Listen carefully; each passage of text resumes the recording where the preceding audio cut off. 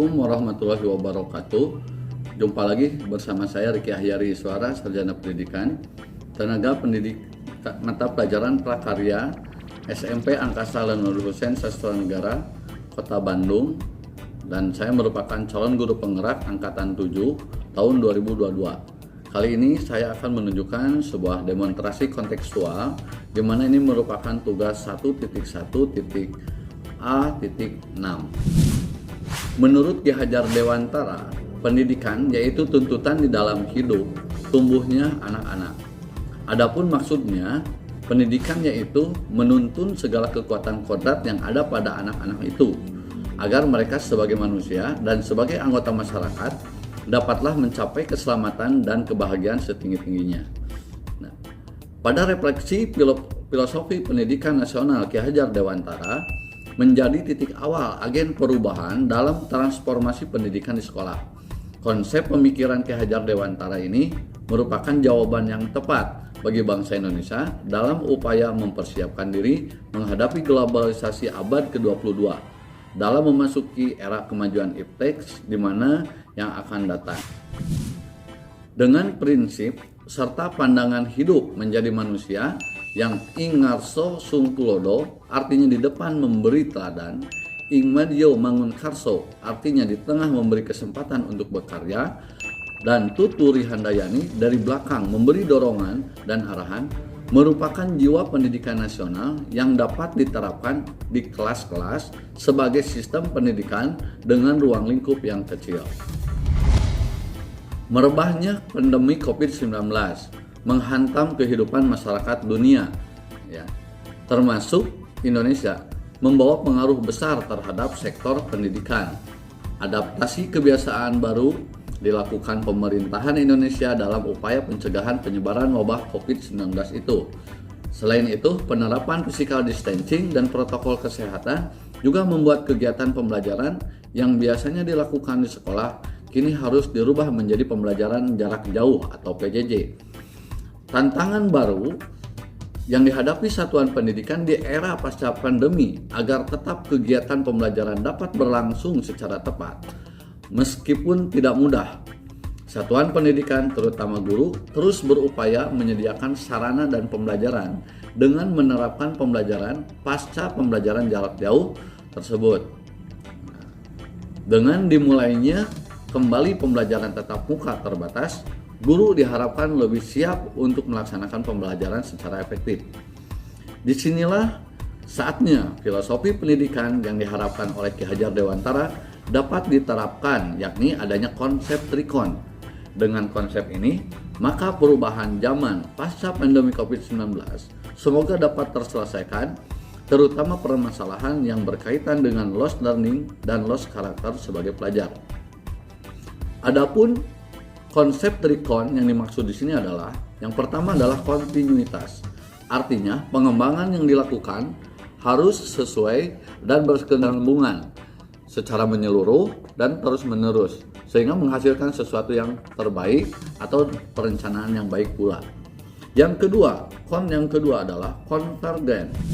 Artinya, pengembangan yang dilakukan dapat mengambil dari berbagai sumber di luar, bahkan dari praktik pendidikan di luar negeri sekalipun. Dan yang ketiga adalah konsentris. Artinya, pengembangan pendidikan yang dilakukan harus tetap berdasarkan kepribadian kita sendiri. Nah, di sini kami berusaha membuat atau sudah menyelenggarakan yang namanya tantangan dan solusi penerapan pemikiran KHD sesuai dengan konteks kelas dan sekolah. Adapun kegiatan-kegiatan yang sudah kami lakukan adalah yang pertama mulai dari pembinaan pengurus OSIS. Karena apa? Selama pelaksanaan pembelajaran jarak jauh, OSIS ini tidak terlalu banyak dilibatkan. Sehingga pada saat pasca pandemi COVID-19, OSIS diharapkan mampu membantu berperan sebagai guru, juga mampu berperan sebagai rekan. Artinya sesama mengajarkan dan berkolaborasi dengan temannya. Lalu kedua, kegiatan yang disebut dengan pembelajaran interaktif. Pembelajaran interaktif ini diharapkan peserta didik itu mampu mengoreksi temannya sendiri ketika memberikan pendapat, memberikan argumen atau pembelajaran yang lain, dan guru di sini hanya sebagai fasilitator saja. Kegiatan yang berikutnya adalah pembiasaan sholat duha. Artinya mengedepankan yang namanya karakter, bagaimana beribadah secara berjamaah dan secara tertib di waktu pagi hari. Nah, untuk selanjutnya di sini disebut dengan masa pengenalan lingkungan sekolah yang sangat menyenangkan. Ini pun merupakan awal asesmen diagnosis awal bagaimana caranya supaya peserta didik mengikuti yang namanya kurikulum Merdeka Belajar. Berikutnya adalah kegiatan generasi literasi namarasi. Gerakan literasi namarasi ini merupakan kegiatan yang benar-benar disiapkan oleh satuan pendidikan agar para peserta didik itu terbiasa dengan perhitungan yang dilakukan dalam kehidupan sehari-hari. Mulai pemahaman bukan hanya menghitung saja, tetapi mulai dari menghitung, berhitung, dan perhitungan. Kegiatan berikutnya adalah pelatihan guru-guru mata pelajaran.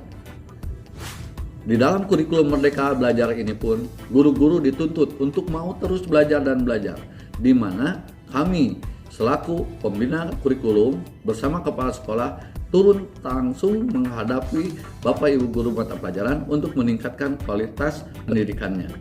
Dan yang terakhir merupakan kegiatan rutinitas kita, yaitu upacara penaikan bendera.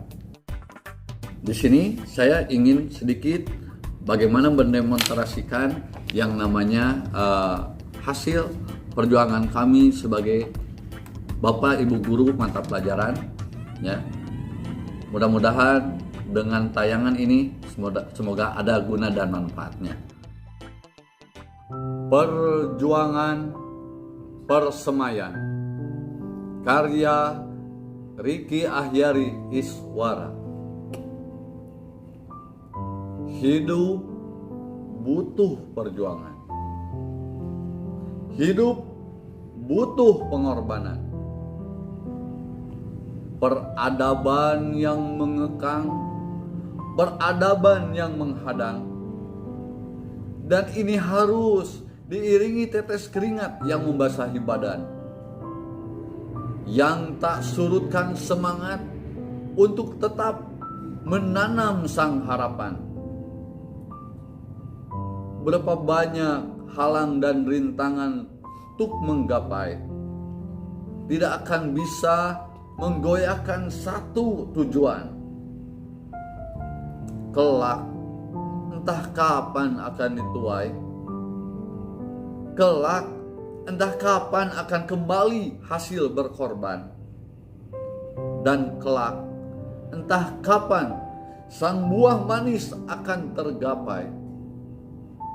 Percayalah, usaha tak akan pernah ingkar terhadap hasil. Iringan langkah sang buah hati yang dipikulkan dari sang pemberi amanat kepada para pejuang kuli kapur hanya bisa menyodorkan suri tauladan, hanya bisa memberikan semangat tatkala berjuang, hanya bisa memberikan dorongan untuk mau berkorban, dan hanya bisa menutup dengan iringan doa agar suatu saat terbentuknya kodrat zaman yang didambakan, yakni kebahagiaan di dunia dan terlebih kehidupan kekal abadi. Demikianlah demonstrasi yang bisa saya berikan. Mudah-mudahan ada guna dan manfaatnya. Atas segala kekurangan saya mohon maaf. Billahi taufiq wal hidayah. Wassalamualaikum warahmatullahi wabarakatuh. Salam guru penggerak.